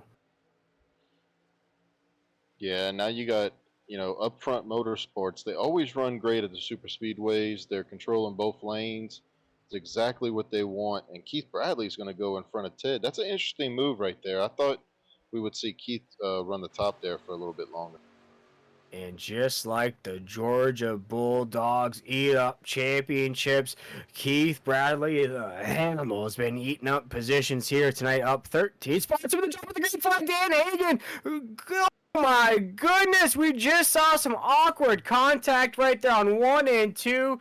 That's going to split this topside grid in half with 10 laps to go, Brady. Wow, a lot of drivers just got the door slammed on their hopes of winning tonight's race. Yeah, and we'll see those guys get caught back up. They should be able to get caught back up as long as they stay single file. This pack ahead with 5 trucks shouldn't be able to pull away. We've seen weirder things, but it's a 3-on-2 battle right now with Upfront versus Joey Doucette and Devin Painter. And here comes about 3 trucks of that pack trying to rejoin that trail. Keith Bradley's leading Ted Wade. Chris Blanchard right there. Joey Doucette is that line now on the top side grid. Devin Painter, that 99. Like I said, just like a mosquito, you keep swatting at him. Always in the mix to nag you. That 99 is trying to nag as many drivers as possible en route to that checkered flag, and he is in position to do so, currently riding in the 5th position, exactly where he needs to be here. Around 3 and 4. Keith Bradley's still trying to hold it down, but here comes that second line, as you spoke about, Brady. Absolutely, and it's one thing to catch the pack, like in Dane Hagen's, for instance, in his position. It's interesting to see what he's going to do once he gets up there. If he's going to go make a move to the outside on Devin Painter and try to drag that line back on the outside on this pack.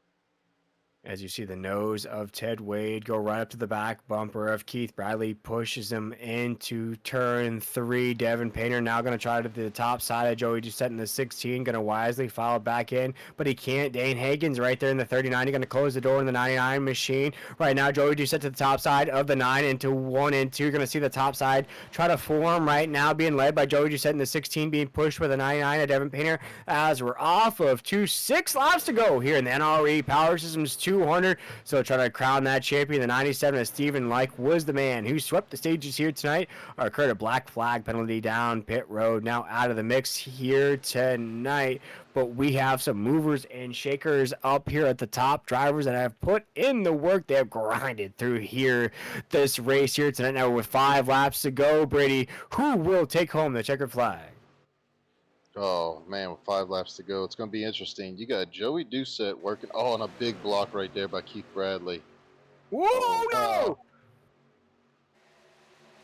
That was very, very close right there. I know Joey's not going to be happy with that. As things are just getting very dicey for these drivers right now, Brady, we almost had another disastrous event occur down the backstretch. Drivers just inching towards one another, and each driver wants to take home the bag here tonight with 4 laps to go. I know which driver loves to see all this close, airtight racing. That is Keith Bradley in 29.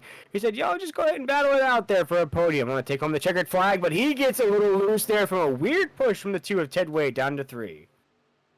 Yeah, and I was kind of interested. I was kind of surprised right there that Joey wouldn't stay on the outside. I guess he's thinking that, he can push this inside line and maybe get in front of Devin Painter. But with Robbie Richards helping Devin, that's teammates right there for M1. They're going to work together, and it looks like Joey's just going to be boxed in right there, the 4th truck on the inside line. Yeah, throw up those 3s. Rest in peace to Dale Earnhardt, because with 3 laps to go, we head in to corner number 3 right now. Keith, contact. Keith Bradley and the 99 make contact around 3 and 4. The 99's going to scrape the top side wall. Finally, the 99 got up to battle for the lead. He gets squeezed on the top side. Ted Wade now leading the way into 1 and 2 with 2 laps to go. Oh my goodness, Brady, it's going to be a heated pit road at the end of tonight's race. Yeah, it is, and Joey needs to make a move fast. He's got to make something happen right now. He's got Chris Blanchard right there at the top line. I think he's going to push, and there he goes right there. Whoa. Oh, yeah, he maybe try. He's got to get out in front, but he doesn't really see Chris the momentum right there. But I think he missed his chance right there. We'll see. Yeah, white flag is out here in the NRE Power Systems 200. Joey just set on the inside lane, right on the back bumper of our race leader, Ted Wade. Chris Blanchard's going to get a big run from the outside, being pushed by the animal, Keith Bradley. They're not going to be close enough, though. The move has to be made from Joey just setting the 16. He's right. He gets him loose. They're ranking around 3 and 4. Chris Blanchard's going to come out of the pack. He's going to win the NRE Power Systems 200. Chris Blanchard wins at the 9. Ted Wade wrecks on the front stretch. Big wreck at the end at the checkered flag, but Chris Blanchard takes home the victory here tonight in surprising fashion. What a great finish! Great finish. Wow, chaos and calamity on the final lap here tonight. We'll have to check out a replay of that final lap there, Brady, because it looks like Ted Wade's going to get tangled up there. Devin Painter got tangled up there, going to get squeezed on the top side. But right here, as we come to the checkered flag, Joey Doucette's going to try to make a move there. Here, as we take the 1 to go sign here into 1 and 2. We'll let this ride out for the folks at home here. We know it was a high-octane action here off of 2. Watch it right here, Brady. What an exciting finish here. Absolutely, and you can tell Joey was aggressive with pushing Ted. You know, he just gets into him right there. And There it is. Yeah. And we see Tyler Dittmer is going to get caught up in that as well. He's going to slide across the start-finish line. Same thing with Ted Wade in the 2. Both going to look like finishing maybe inside the top 10 there. Would have to look at the statistics there to see exactly where they finished. But, man, what a conclusion. Tyler's going to be 8, and then 8th, and then Ted's going to be 9th. Yeah, we'll check. We'll round out those official results here as the NRE Power Systems 200. We'll watch again as we come off of 4. That's exactly what we thought was going to happen there. No green-white checkered, though, but a wreck on the final lap race. So pretty close there with your prediction. But right now, Chris Blanchard in the 9 machine wins the NRE Power Systems 200, up 1 spot from the drop for the green flag. Keith Bradley in 29, the animal, finished second here tonight. Trade Pitts, a huge run, our biggest mover of the race, up 24 spots from the drop of the green flag, will finish 3rd. Stephen Thomas will finish 4th. Robbie Richards 5th. Cody Knott in the 26, didn't talk about him a lot here tonight. Top 10 finish for the 26 machine, 6th. Dan Hagan in the 39, 7th. Joey Doucette in the 16, we just saw what happened to him on that final corner. Finishes 8th here tonight. Tyler Dittmer in the 34 finishes 9th. And Ted Wade rounds out our top 10.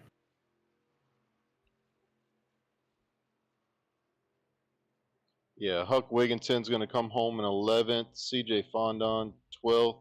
Brandon Bullock, 13th. Derek Kilgore, 14th. Joey Doucette, as we saw, went from 2nd to 15th. Jimmy Emos is going to finish 16th. Ron Hunter in 17th. Stephen Light, with those problems on pit road during green flag, will come home 18th. Taylor Peacock, didn't hear too much from Taylor tonight, 19th. Jose Luis Rivera, early wreck, 20th. Adam Newbert, 21st. Chris Cinnamon, 22nd. Then you'll have Hunter Parsons, 23rd. Stephen Gregory, 24th. Ed Osborne, 25th. Eric Zimmerman, 26th. Raul Meza, 27th. Dana Shepard, 28th. Jacob Klinghart was part of our first caution of the night, 29th. And that is it, the 29 drivers that we had racing tonight. So we'll get the guys in here in the waiting room for post-race interviews, and we'll get that started here shortly. Yeah, as we watch the 9 machine of Chris Blanchard, a hard-earned victory of the 9 machine burn down those Goodyear Eagles. We're going to step aside for a short break here in the Nazareth 360 Racing Network. We'll be right back for that post-race recap show with those podium finishers.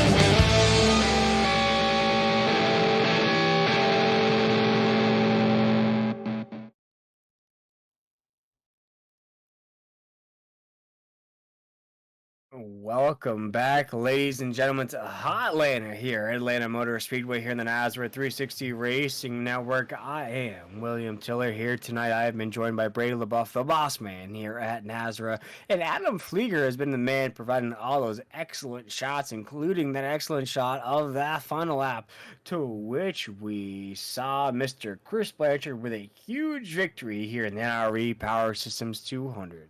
But it is time we catch up with those podium finishers. First, it is time to talk to a man who's going to take home a little cash here tonight, being the biggest mover and a podium finisher. Trey Pitts in that 21 machine. Trey, how'd you get it done here tonight? Man, I tell you, it was a pretty crazy run there at the end. The first, me and my teammate Robbie was just trying to ride in the back and maintain and stay out of trouble. Ended up in a little bit of trouble there at the end of stage one. Got my damages fixed and come back out and rode up through the field and just tried to dodge the wrecks, man. Yeah, I was going to ask you, how exactly did you just maintain composure working up? I'm looking at the statistics here, 24 spots from the drop of the green flag. What was your mindset at the drop of the green flag when this race started to now your third place on the podium? Was it just the same mindset throughout? Yeah, man, it's pretty much just maintain composure, be patient, because sometimes when you slow down, you go faster. That's exactly what happened here tonight, finishing third. What did you see exactly happen there on that last? We come off of 4. Things are just getting very dicey there. Did you think, oh my goodness, I put in all this work, things are just going to collapse here on the final lap? It crossed my mind, but like I said, I just stay calm and try to drive through it and hope for the best. Well, Trey, you're third here tonight. We head into the All-Star break, North Wilkesboro next week, and then we go road course racing at Coda. Road of America, excuse me there. How you feel about the road course, and do you think we can get another podium finish out of that 21 machine? The road courses, I'll be honest with you, I hadn't run a whole lot of them. I'm more of a short track racer, so looking forward to North Wilkesboro, that's for sure. There we go. Maybe going to get a little bit more cash next week. Our biggest mover of the race, a podium finish for Trey Pitts on that 21 machine. And Trey, with that podium finish, we'd love to give you drivers the opportunity to shout out anybody that you had watching here tonight or any sponsors that made this race possible for you. Yeah, man, I'd like to thank y'all for the broadcast. I really enjoy watching it. Everybody at Nazareth that makes this happen, Brady, all my teammates, and I really enjoy this series. Even though I've had a lot of bad luck, it's still a lot of fun. Well, Trey, you finally made it on the broadcast, my man. One heck of a run here. You put in the work. You put in the moves. Biggest mover. You finally got your time in the sun here. Third place finish. I think it's not going to be the last time we get to talk to you, Trey Pitts, in that 21. Great job here tonight, my man. We appreciate you taking the time. Thanks, guys. I appreciate it. Y'all have a good night. Yes, sir. And Brady, that was Trey Pitts, mover of the race here tonight. But I believe you have him tamed for now, but you're catching up with the animal of Keith Bradley 29. That's correct. Keith, you got us in the booth? What is going on, fellas? Well, we saw you had a little bit of damage right there on the hood. I'm sure that was kind of hindering you, maybe or maybe not. But it did seem like you had a little bit of damage, and you stayed tucked in behind people more than you were out front. We saw a little bit of an accident right there with you and the 99 at the end, but you were able to come back and finish second. Tell us a little bit about your run and what happened. Yeah, first off, I want to apologize to I think it was Devin Painter. I think he's in the 99. Man, tonight for some reason I don't know if it was the damage that I got the very first yellow of the race, whatever it was. I got on the brakes and they just locked up, which threw me for a whirlwind. Got a little bit of damage and it just I don't know if it loosened the truck up the whole run or if it was just the tires. But when we got side by side there at the end, I washed up, I got loose, and the unfortunate part is when I got loose, Devin was right there, and it looked like he was trying to turn into side draft on my door, and it just very unfortunate. And I hate that it happened to him, I really do. But other than that, man, I mean, the race was fun for the most part. Truck was a handful. I was dirt tracking probably 85, 90% of that race after the first yellow. Yeah, we saw handling play a part there with a couple of guys. We saw Stephen Gregory get loose. We saw Dane Hagen get loose, just to name a few. But uh, we knew that handling would be a factor tonight with the tires wearing out. It seems to happen here at Atlanta. Um, but for your race in particular, you seem like you guys up front, you typically hang in the back and then make your way up front. Y'all are always here at the end, as we've seen. Chris Blanchard's up there, Ted Wade's up there. Chris Cinnamon was involved in something earlier, but Taylor Peacock. But and I know Stephen Gregory was probably running with you guys port time. Hunter Parsons was running with you guys port time. But for the most part, all of y'all seem to be up front. What makes it, is it that easy for you guys to run as a team up front? Like, how do y'all go into these races and y'all find yourselves at the end of them? Well, I mean, basically, just as everybody knows, it pays more to be there at the end. So we typically like to save our stuff through the stages. We'll just ride around in the back, let everybody either get caught up in a wreck or wrecks happen, and we try to stay back here to avoid from being caught up in a wreck just because it pays more points, it pays whatever to be there at the end to have the shot to win the race than it does to win a stage. You know what I mean? I mean, it is it beneficial to a point? Maybe, maybe not. I mean, you lose out on crucial stage points, but in the at the end of the day, you get more points if you finish the race, and and you have a better shot at winning. And the fortunate thing is for us, the us at up front, we typically work pretty well together at super speedways, and I think over the past couple seasons it really shows. Well, congratulations on runner up. I know you wanted to win, but you know sometimes when you come out of these super speedway races, it's good to finish second. Good points day. Is there anybody you'd like to thank before we let you go? Yeah, 1 second. Yeah, I'd like to give a big thank you to Dan's Top Notch Eating Goaling. He spent a lot of money to sponsor the whole team, and I know we all really appreciate it. Blanchard's Towing and Recovery. He's not only a league sponsor, but he is a sponsor of the team also. Grant Tactical Hydrographic Printing. They're a new sponsor to Upfront Motorsports. A Bruzy Racewear over the top designs. John Hedrick, he deserves a big shout out. He paints all these trucks for us and he does a killer job. Everybody at Nazra 360, you guys up in the booth, Hoopty's Garage, Pulse Poppers, I'm sure I'm missing some, Triple M Polling. and everybody in the league. Typically, these races are pretty good, and I can't wait to go back and watch this one. Well, we appreciate you coming out tonight, and good luck to you at the All Star race next week and the rest of the season. Thank you. That was Mr. Keith Bradley, the animal they call him, coming up on a runner-up finish tonight. Great run for Keith. And Will, I believe you're catching up with our winner tonight, Mr. Chris Blanchard, in that number 9 machine for Upfront Motorsport. I sure am a driver that was very consistent up there, just wanted his opportunity to shine, and it came exactly at the right time for the 9 machine. He saw the chaos ensue off of corner number 4. He said, "Thank you very much." He sidestepped out of the way. He took the checkered flag here tonight in Hotlanta. Chris Blanchard, you win the race here tonight. How'd you get the job done? Well, I was in the right place at the right time. That's how I got it done. I qualified. The track temp was a little hot tonight, and so I couldn't lay down the normal qualifying lap that I normally can do. So I qualified P2, and I looked at the top 10 starting positions, and I just didn't feel comfortable. So I decided to start from the pits, and so I started from the pits, let everybody go, and pulled out behind them, and then just started my way of my race.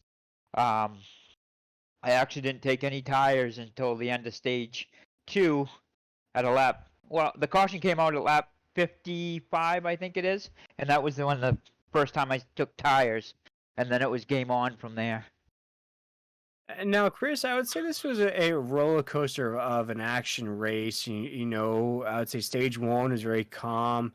Stage 2, we had a lot more cautions fly out there. It seems as though when you guys got restarted again and went back to almost a single file lane, and then we went back to the end of this race, it was single file for a while, and then the action started to ramp up. Did you start to feel that same sort of a pace throughout tonight's race?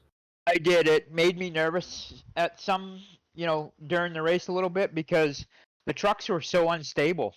The track was so hot and slick that you couldn't get any grip going into the corners. So you were burning up that right rear to stay down at the bottom. And if you ran the top, then you had too much momentum and you were burning that right rear up. So it was a catch-22 on both sides. So the trucks were just unstable, and then side-by-side racing, it wasn't a good combination for sure for some. No, not at all. And, that's talking about how this race proceeded. But let's talk about that final lap, because, of course, you had a courtside seat of what was happening in front of you. You saw contact, in front of you between the leaders. Did you think that you could be in victory lane if something was to happen like that, or were you okay with possibly just a podium tonight? I was okay with a podium. I figured at worst case, if everybody stayed in line and I couldn't get up to the leaders, that I would at least have a top 4 or 5. So I was okay with that. And then I did iRacing has official races during the week, and last week was Atlanta. So I did a lot of practicing during those officials. Sometimes the temperature of the tracks are a little different, but it gives you an idea. And there's a couple times that coming out of 4, if you're right on somebody's bumper, you're going to get them loose. I've seen it. I don't think we saw it too much tonight, but if you're pushing somebody coming out of 4, you're going to send them right into pit road because it takes the air off the back of the trucks, and that's exactly what happened to Ted and Joey. And I feel bad for them. They had good races going, but I'll take the win any day. Indeed, and I think it's a perfect race to win, Chris, because we head into that all-star break next week at North Wilkesboro. So you win the race here tonight, week number 10. You go into the all-star break. Then we go road course racing. How you feel about the road course in 2 weeks' time? I'm going to have to do some practicing because I'm not really a road course guy. But we have, on our Monday Night League, we got Watkins Glen, which is if I have to pick a favorite road course, I'm not really good at it, but I know the whole layout. You go to Coder, I haven't raced that road course or Road America, whatever they call it. haven't done it enough to remember the layout. So that's what I struggle with Watkins Glen. I've raced that my whole life on Nintendo and whatever, so it helps out. But I'll do some practicing and hopefully just for a good finish. Let the other drivers wreck themselves up like they did tonight. So I was gonna say use the exact same strategy as you used tonight. The last truck standing in victory lane is Chris Blanchard in the 9 machine. You wait until everything else folded your way. Like I said, sidestepped out of the action. You waved at him as you went by, collected your checkered flag here tonight. But Chris, as we have you in victory lane, is there anybody that you wanted to shout out that may have been watching that win, or any sponsors that made that win possible for you? I actually have the sponsor list now. So I have Upfront Motorsports that took me on this season, which is a phenomenal group of guys. Keith Bradley, Ted Wade, Taylor Peacock, Chris Cinnamon. They're just phenomenal. They're in my ear when we're racing. It's good vibes around them. They're not serious, but they take their racing serious, but we have laughs and stuff like that. So it makes it comfortable racing with them. We got Dan's Top Notch Heating and Coolant, Granite Tactical Hydro Dipping, and Over the Top Designs. I already said them. Obviously Nazra, Brady, Mike McKenna, those guys. This is my favorite track. My uncle lives in Dawsonville, so kind of close to home a little bit. So I've always liked Atlanta. My mom and dad, I think, are watching tonight. My mom went over to my dad's house this afternoon and got him all hooked up on YouTube. He's 70. There you go. He's 77 years old and he has a flip phone, so she had to go over and get him set up on YouTube to get him to watch it. So hopefully they can watch it either tonight or tomorrow, whenever, and see a good race. Well, shout out to all of Chris's family that may be watching the broadcast, whether live with us here tonight or later on during the week. If you watched the race up until this point, you just saw Chris run one heck of a race, was in the right time, right place, got that race victory, a home cooking race victory, it sounds like, Chris, here tonight at Atlanta. Chris Blanchard, our winner of the NRE Power Systems 200. A big congratulations from us here at NASRA. We appreciate you taking the time with us here, my man. We'll see you at the All-Star Race, a non-points event next week, and then road course racing in 2 weeks' time. Congratulations, Chris, and we appreciate it. Thank you, sir. Keep up the good job. Yes, sir. And that was Chris Blanchard, that 9 Machine R race winner here tonight, Brady. One heck of a finish there. No green, white, checkered, but any final thoughts on tonight's action? Man, just a wild race. I know there was a little bit more cautions than what the guys would have liked to have seen. There was a lot of heavy hitters that got taken out early on. They'll bounce back though. They'll have a fun week. This All Star race coming up is going to be fun. Then they'll get back into getting serious before the playoffs start. But just a great race in general. Glad to see Chris Blanchard finally get his win. He deserves it. It's his third season here. He's put in a lot of time, a lot of effort. I knew whenever he joined Upfront Motorsports before the season that it was only a matter of time before we saw him in victory lane. And congratulations to him, and just a great race. Yeah, great race indeed. And folks, if you like what you saw here tonight on the Nazareth 360 Racing Network, we invite you to go check us out on Facebook, YouTube, and Twitter. Stay up to date with all the iRacing action that Nazareth provides. Next race up for Nazareth is that Sunday night series, I do believe, Brady, the Millie's Restaurant and Catering Next Gen Cup series on Sunday nights. And then we're back to truck racing. This is round 2 of the SimRacerHub.com Truck Series playoffs on Monday night. We go to Watkins Glen. Chris was talking about that there in victory lane. See how he does on Monday night, coming off a victory here tonight.